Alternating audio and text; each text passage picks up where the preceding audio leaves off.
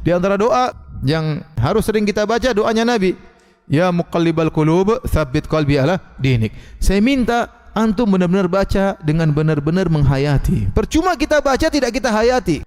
Tatkala sujud benar-benar antum minta, ya Allah kokohkanlah hatiku di atas jalan yang lurus. Ya Allah, aku tidak tahu kapan aku meninggal dunia, ya Allah. Aku tidak ingin meninggal dalam kondisi su'ul khotimah. Kita enggak tahu. Tidak ada yang bisa menjamin kita meninggal dalam kondisi husnul khotimah. Godaan banyak. Betapa banyak orang berubah, betapa banyak orang menyimpang. Tadinya rajin ke masjid, tiba-tiba enggak ke masjid. Tadinya bekerja dengan harta yang halal, kemudian menjadi harta yang haram. Banyak orang bisa berubah. Kita rindu, kita bahagia lihat orang, subhanallah, bagaimana orang itu meninggal mengucapkan la ilaha illallah, meninggal dunia. Orang habis salat, assalamualaikum, assalamualaikum, balik, meninggal dunia, subhanallah. Habis salat, meninggal dunia. Luar biasa, nikmat. Siapa yang bisa jamin dia bisa meninggal seperti itu? Enggak ada yang bisa jamin. Makanya waktu kita berdoa, benar-benar kita hadirkan, ya Allah, aku ingin istiqamah. Betapa sering aku melenceng, ya Allah. Jadi yang paling penting adalah doa.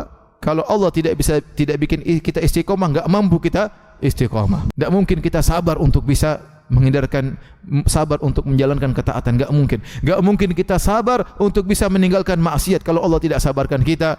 Kata Allah Subhanahu wa taala, "Wasbir wa ma sabruka illa billah." Bersabarlah dan kau tidak bisa bersabar kecuali dengan izin Allah Subhanahu wa taala. Ingat tadi kata Allah kepada Nabi, "Walaula an tsabbatnaka laqad kita tarkanu ilaihim syai'an qalila." Kalau bukan kami kokohkan engkau wahai Muhammad, kau bisa condong kepada mereka sedikit kepada mereka.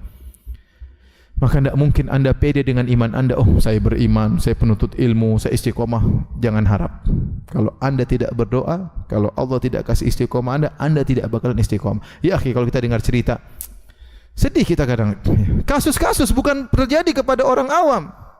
Ada penuntut ilmu, kemudian ngajar, kemudian terjadi zina sama muridnya. Waliyadzubillah, ini terjadi.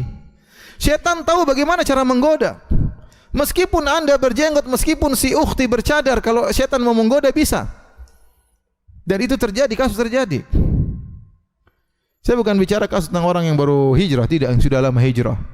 Yang dulu waktu orang lagi banyak maksiat, dia istiqomah luar biasa. Ternyata dia tidak bisa istiqomah terus. Di ujung kehidupannya dia malah apa? Menyimpang. Jangan pernah pede dengan iman kita. Jangan pernah pede. Lihatlah Nabi Yusuf alaihissalam berdoa agar dihindarkan dari godaan wanita. Kata Nabi Yusuf, Rabbi sijinu ahabbu ilayya mimma yad'unani ilaihi wa illa tasrif anni kaidahunna asbu ilaihinna wa aku minal jahilin. Ya Rabbku, penjara lebih aku sukai daripada rayuan mereka. Kalau kau tidak palingkan aku dari rayuan mereka, aku akan condong kepada mereka dan aku termasuk pelaku maksiat, orang jahil. Itu Nabi Yusuf alaihissalam, seorang nabi, tidak pede dengan iman yang dia miliki. Maka antum jangan pede dengan iman ente, jangan pede dengan ilmu ente. Kalau setan sudah menggoda, ya, oh tenang, saya tidak terpengaruh dengan cewek. Iya, cewek satu. Begitu muncul cantik, ini selera saya banget ini, sudah, setan mulai menggoda macam-macam. Ente tidur pun setan kasih ente mimpi sama cewek tersebut. Sudah. Maka jangan pernah pede dengan iman Anda. Kalau Allah tidak menolong, Anda tidak bisa istiqomah, mustahil. Maka kalau mau istiqomah, jalan yang terbaik merengek, nangis, minta kepada Allah agar kita bisa istiqomah di jalan yang tersebarnya syahwat, tersebarnya syubhat. Banyak.